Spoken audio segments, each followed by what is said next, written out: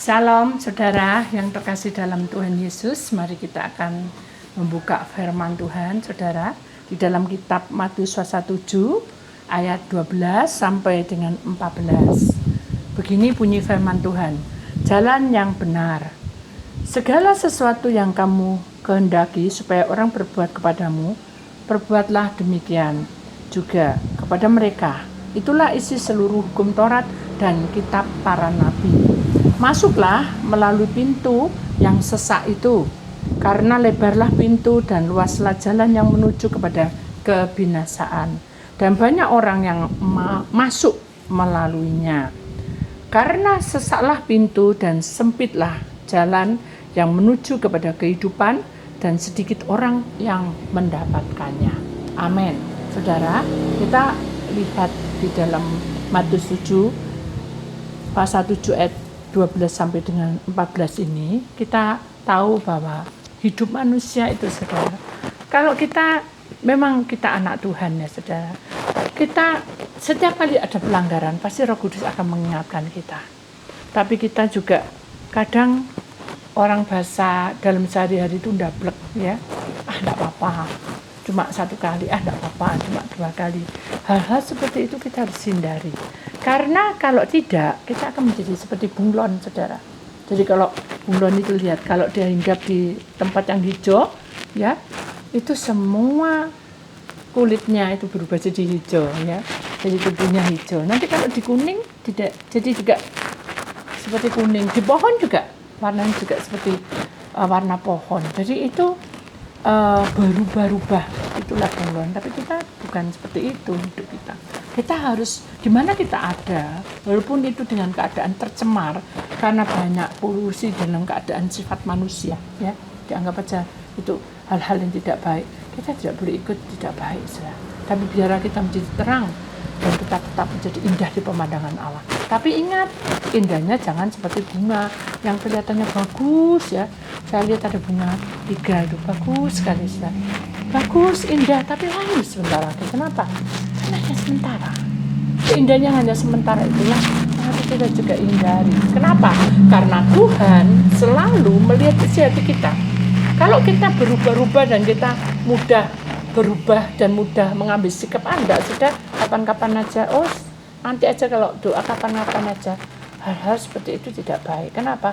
Karena kita akan menjadi seperti indah bunga itu tadi. Kita setia, Senin, Selasa, Sabtu, Jumat, Sabtu, Minggu. Begitu kita punya masalah, kita rontok, ya kita layu, kita kering, tidak ada artinya apa-apa. Mari kita tidak boleh seperti itu. Kita ingat, karena sesaklah pintu dan sempitlah jalan yang menuju kepada kehidupan. Sesak dan sempit itu menunjukkan pergumulan kita. Kita harus siap. Kita harus melewati semuanya itu dengan hati yang lapang. Kenapa? Karena Tuhan di sana pasti mempertahankan hidup kita. Dia akan memberikan yang terbaik, dan terbaik. Makanya di sini katakan, karena sesaklah pintu dan sempitlah jalan yang menuju kepada kehidupan, dan sedikit orang yang mendapatkannya. Kenapa? Karena dia berpikir bahwa kalau hidup itu sudah ikut Tuhan, sudah tidak ada masalah. Tidak, saudara, kita hidup di dunia, pasti kita punya banyak problem, banyak masalah, banyak tantangan. Kita harus tetap semangat dan tetap mengiring Tuhan. Sampai Tuhan itu menunjukkan, ini loh, aku berikan seperti ini. Kenapa? Karena kamu harus melewati ini. Kita tahan uji. Dengan persoalan itu kita harus tahu bahwa hal-hal yang terbaik itu yang terindah yang diberikan kepada kita. Contoh aja, satu kesaksian saya. Suatu ketika, mungkin saya sudah ceritakan juga, saya ini keliling dengan suami saya ya saudara. Saya punya anak 1. Nah, anak saya itu nangis saja dalam sepanjang jalan tuh. Saya juga enggak tahu, padahal kita sudah doain, semua sudah doain. Pokoknya mobil itu sudah seperti hotel, ada mainan, ada makan, semua lengkap. Tapi anak saya enggak mau, dia minta turun. Akhirnya kita ikuti turun. Saya turun, kita sudah makan, kita mau apa gitu ya. Sudah minum aja, beli aqua.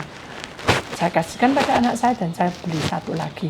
Setelah itu saya sambil menunggu anak saya, akhirnya saya bilang, ayo kita balik lagi ya, ini sudah siang nak, papa mau kerja gitu, kita mau keliling gitu. Akhirnya dia ikut itu. Pada waktu saya menyeberang, saya kaget kok banyak orang yang berbincang-bincang itu. Ternyata saya istirahat di situ tidak kurang lebih 10-15 menitan lah saudara, 15 menit. Ya hampir kalau kita perhitungkan setengah jam bisa juga terjadi seperti itu. Ternyata di sana ada tabrakan beruntun. Coba kalau saya tidak mendengarkan anak saya tadi, saya tetap pukuli dia, apa yang terjadi? Pasti saya akan mengalami kecelakaan. Kecelakaan yang beruntun itu mengerikan sekali. Makanya orang yang mengikut Tuhan itu seakan-akan kita ini, aduh Tuhan tidak dengar. Padahal setiap kita sudah doakan semua, pasti Tuhan punya rencana. Jadi kalau kita punya program nih ya, ternyata programnya itu tidak sesuai, kita harus berdoa, berserah aja sama Tuhan. Akhirnya apa? Saya kan punya program untuk kerja jam segini harus begini. Ternyata anak saya menangis. Terus saya ya sudah berserah aja sama Tuhan. Begitu selesai, ternyata saya tahu bahwa itu tabrakan. Pada saat anak saya nangis-nangis tadi, kalau tidak, saya teruskan, mungkin saya tabrakan saja dan tidak bertemu di sini. Maka itu kita mengucapkan syukur pada Tuhan karena apa yang terjadi dalam hidup kita sekalipun tidak sesuai, kita harus mengucapkan syukur karena Tuhan punya rencana di balik semua kejadian itu. Amin saudara, itulah renungan pada hari ini. Tuhan memberkati saudara semua. Shalom.